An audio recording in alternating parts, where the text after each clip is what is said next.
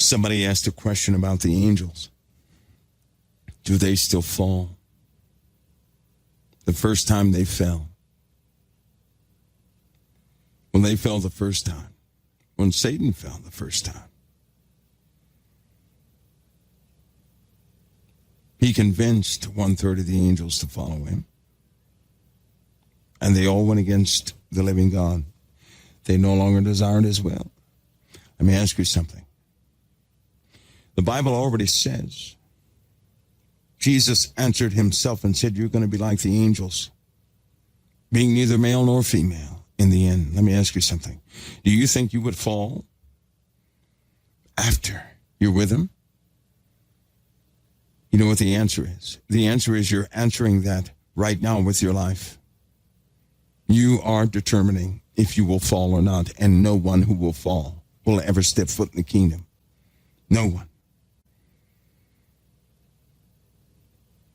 If those angels had been tested by trial and by fire, the true state of their hearts would have been exposed, and they would not have been angels.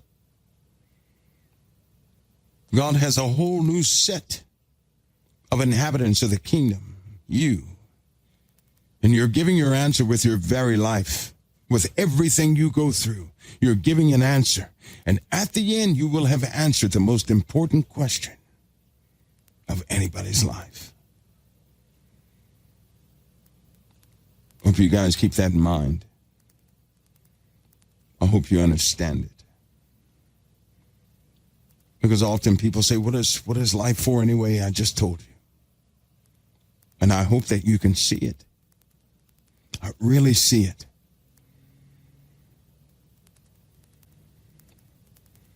Because we serve a God of truth.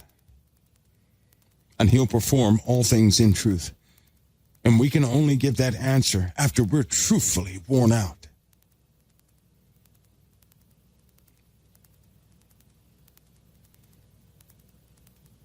Because all those who get into the kingdom, they won't fall away. That already happened before.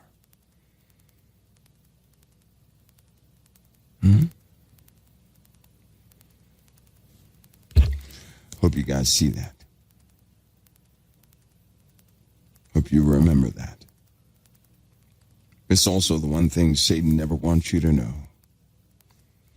He don't want you to know that. That's very simple. Very simple. But he doesn't want you to know that.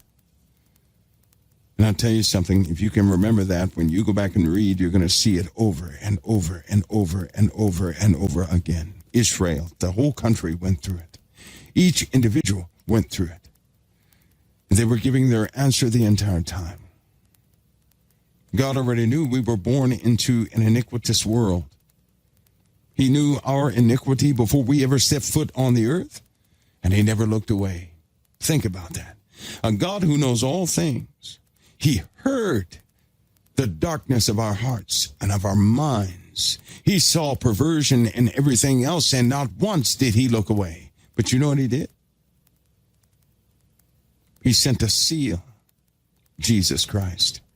During the height of our iniquity, he said, I'm going to send them away that they can make it. And that was Christ, by his blood, a perfect sacrifice, to wash away everything we could potentially do, so that all of you who truly choose him, nothing would hold you back from being citizens of the kingdom. You're being fully qualified, bought from death to life, in truth. This is happening in real time and by way of truth. No deception is in it. Because all of what we go through is very real.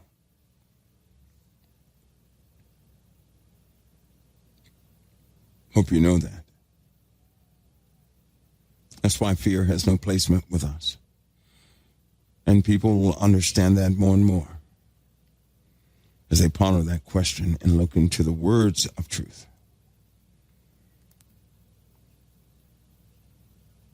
Above all things, he did all things just for you. And he wants to know. He desires to know. He won't make that answer for you. He'll set the conditions, You give the answer by your very life. And it's never too late to say yes. It's never too late to realize and to say yes. And once all the children are accounted for, it's all over.